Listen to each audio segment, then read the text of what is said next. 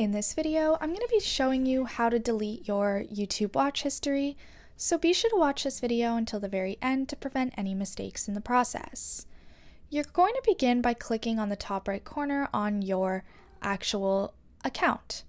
Then click on Your Data in YouTube.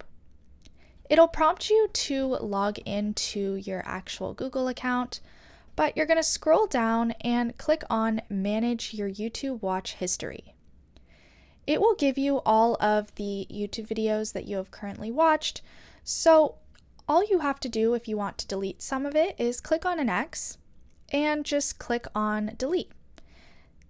That's all there really is to it, but another thing that you can do is click on Delete Custom Range. You can choose what days that you want to delete from your YouTube watch history. And the final way is you can also click the same delete and delete every history you have on your YouTube watched. That's really all there is to it. Be sure to leave a like, comment, and subscribe to the channel. Thanks for watching, and see you in the next video.